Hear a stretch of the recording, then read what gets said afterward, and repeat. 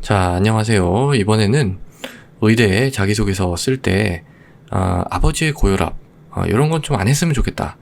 라는 내용 말씀드릴게요. 자, 이 영상은요, 참조용으로 제작된 거고, 이걸 그대로 적용하시면 안 됩니다. 자기소개서는 본인의 경험을 살려서 쓰는 것입니다. 자, 그래서 어떤 논리 구조냐면, 이게 논리 구조라기보다 그냥 한 문장인데요. 아버지가 고혈압으로 매일 약을 챙겨 드시는 걸 보고 나는 자연스럽게 의학에 관심을 갖게 되었다. 이런 구조입니다. 이런 걸 딱 읽잖아요? 그러면은 그냥 이렇게 됩니다. 이게 왜 이제 이거 보는 사람 이런 느낌을 가질까요? 너무 많아서 많아서 이분도 그러니까 이걸 쓴다고 해서 아주 많이 마이너스가 되지는 않아요. 근데, 저한테는 마이너스가 많이 조금 됩니다. 왜냐면 너무 많아서. 근데 최소한 플러스가 되지는 않을 거예요, 이게. 플러스가 되지는 않을 겁니다.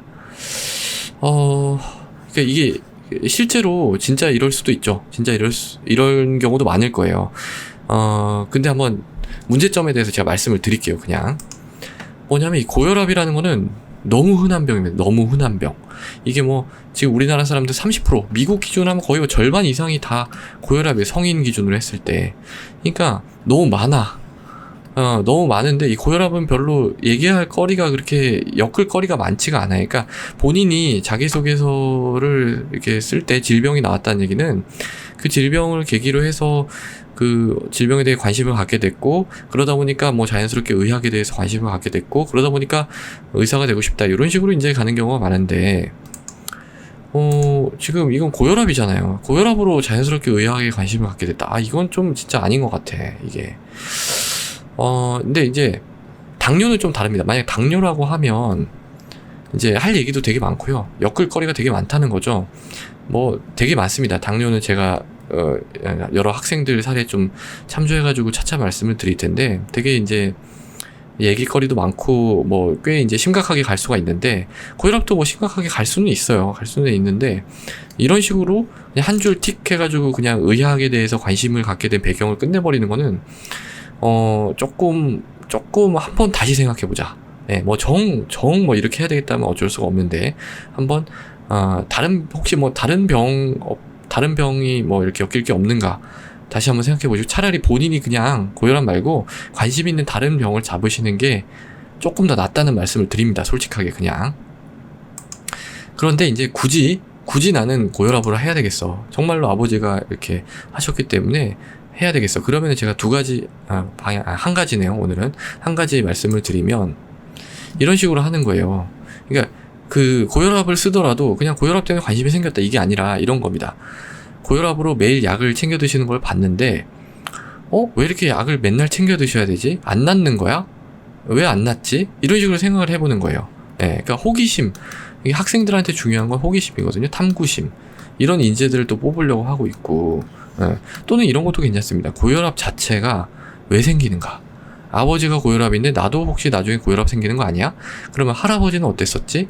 이런 식으로 가도, 그러니까 의문이 일단 들어야 되는 거예요. 뭔가에 대해서 그러니까 얘기할 거리가 있어야 되는 거예요. 그래서 그런 거랑 관련된 자료를 좀 찾아보고, 짧지만 관련된 연구를 수행했다. 이건 연구 수행하신 분은 그걸 쓰면 되고, 아니면은 그냥 본인이 조금 자세하게 조사한 바를 압축해서 그냥 한두 문장 정도로 그냥 쓰셔도 되는 겁니다. 그러면 이제 이런 결론이 나와요. 아직 고혈압의 원인을 잘 모른다는 사실에 놀랐다.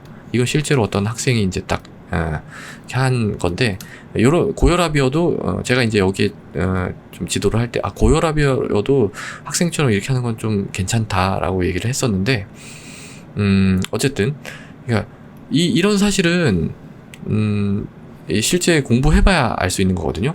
고혈압의 원인이 뭔가 이렇게 고혈압 되게 많잖아요. 혈압 올라가는 건데 그게 왜 올라가냐? 그러면은 그 원인을 알아야 보통 치료를 하게 되죠. 그 원인을 치료를 하는 거예요. 치료의 기본적인 원칙이. 근데 지금 그 원인을 몰라. 그러니까 이게 대증적인 치료예요. 대증적인 치료. 그러니까 혈압만 단순히 낮추는 거지 근본적으로 해결되는 게 아닙니다. 근데 이것도 중요하죠. 왜냐하면 합병증을 예방하기 때문에. 그러니까 이런 쪽으로 풀어 나가도 됩니다. 지금 제가 방금 얘기한 거 있죠. 그런 쪽으로 풀어가도 돼요. 근데 그때 제가 봤던 학생은 이런 식으로 풀어나갔는데, 괜찮았습니다. 또는 이렇게 하셔도, 이건 제가 그냥 생각한 건데, 고혈압을 방치하면, 심각한 합병증이 생긴다는 사실에 놀랐다. 네. 실제로 이제 합병증이 생긴 그런, 걸 본 경험이 있었다면 그런 걸 또 이렇게 잘 엮어서 쓰면 좋겠죠. 그래서 이 혈관의 병에 관심이 생겼고, 이런 어구가 되게 괜찮은 거예요. 고혈압, 이렇게 질병이라고 하면 그 질병을 표현하는 다른 말들이 많이 있습니다. 그러니까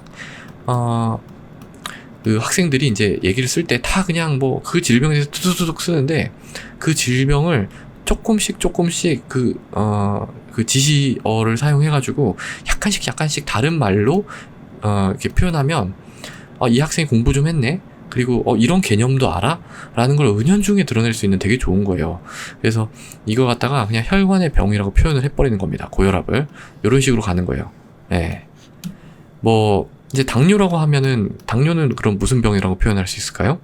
예, 이거는 호르몬 불균형이라고 이제 표현할 수 있는데, 실제로 이렇게 표현한 학생이 있어요. 이렇게 표현한 학생이 있는데, 이거는 제가 일단은 아니라고 했습니다. 이렇게 표현하는 건 좀 아닌 것 같다라고.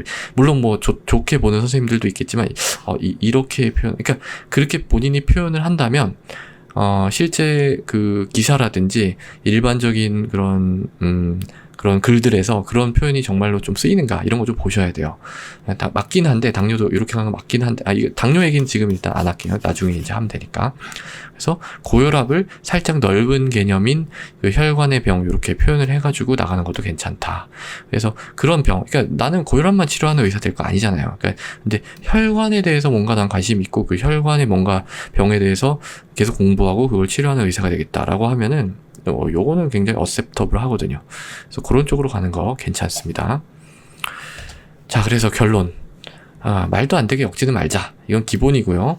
기본이고, 구멍이 숭숭 뚫려 있으면 안 된다. 라는 거.